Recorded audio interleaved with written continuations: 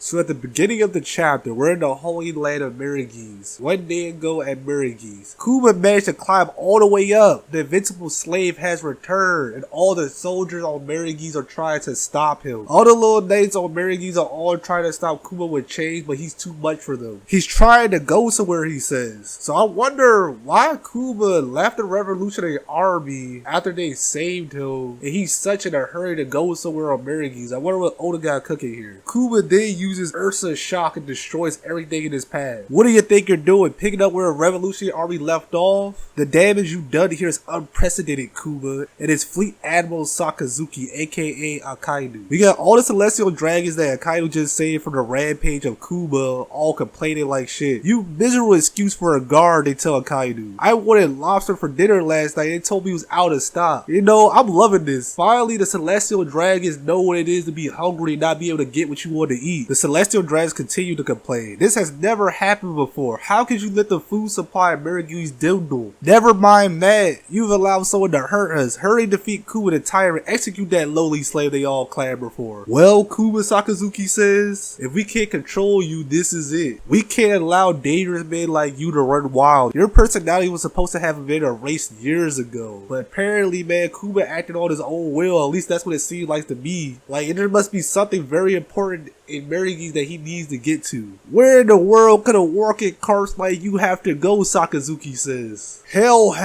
He strikes Kuma right in the face. It looks like to me part of Kuma's face is burning and melting. It seems you do still have blood pumping those veins, Sakazuki says. Hold it, Kuma, Sakazuki says. He's trying to strike Kuma with another lethal attack, but Kuma turns tail and runs away. All of a sudden, right before an Akainu attack almost hits Kuma, Kuma disappears. We did get a flashback of when Akainu first captured Jewelry Body. It doesn't matter how much you cry about it, Kuma's consciousness will never return. He volunteered to be reborn as a weapon. Liar, Body says. He never offered himself up. He had never. Akainu, where did Kuma go? The guards and celestial dragons ask. And Body says back in the flashback, he'll never leave me behind to end it. You let him escape? You had to go and call yourself a fleet admiral? Where could he be going? Akainu says to himself. You've lost your will, your mind, everything. You're a damn puppet now. So he wondered to himself, what is this dude even doing? He's a puppet. We're back at Egghead, the new world, destroy the weaponized sea beast. And it seems like the robot Kumas that's now under the Navy control destroy the sea beast, and they're at the bottom of the ocean. The rest of the Navy fleet find land base on Egghead. We made landfall at the Fabrio Stractor. Proceed with the occupation of the island, they say. Admiral Kizaru has gone ahead to infiltrate the Labo Stractum above the clouds. And above the clouds, we see Kizaru and Gear 4 Snake Man Luffy going at it. It's clearly you are the man who took down Kaido, Kizaru says. You're a tough one, Kizaru says, and yet I have to wonder why a pirate like you would want to protect Vegapunk. Right back at you, Luffy says. Why do you want to kill Apple Gramps? Luffy says he attacks Kizaru. What?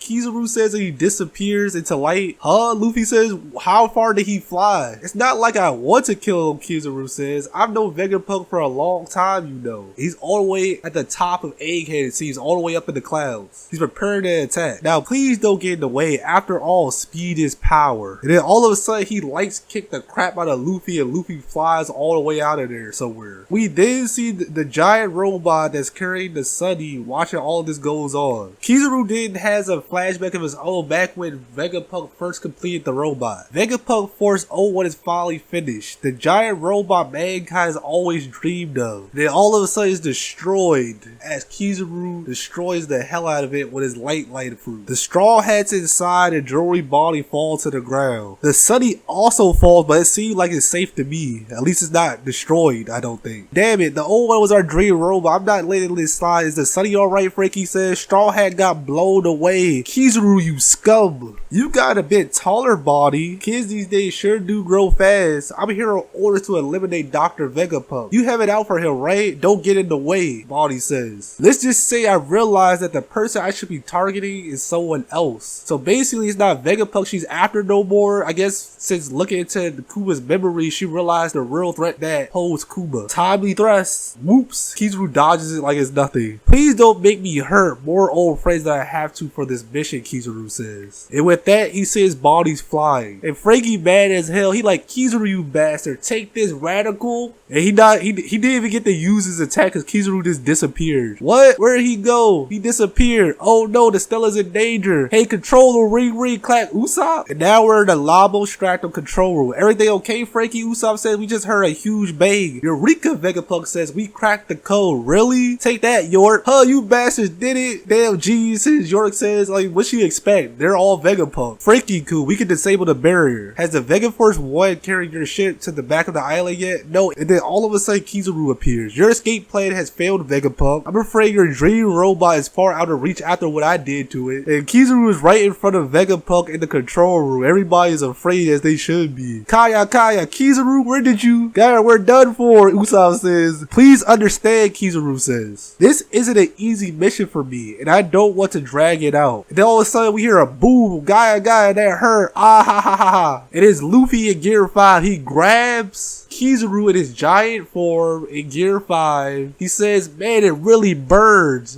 And all their faces pop out of their eye sockets except Kizaru, who's like flailing around in Luffy's head like a little punk right now, man. Luffy putting work on the Admiral right now. And Kizaru has a surprised look on his face. There you are. This is... You have some nerve knocking me all the way down there, Luffy says. I had to cross that barrier twice. I thought it was going to kill me. And then all of a sudden, in reaction to Luffy's Gear 5 heartbeat, the drums of liberation, the old robot for the Void Century is reawakened. And that's the end of the chapter. This was another fire chapter by Oda. One Piece final act. All the chapters is fire. Don't forget to subscribe if you mess with my content. Fearless Joy out. Till next time. Deuces.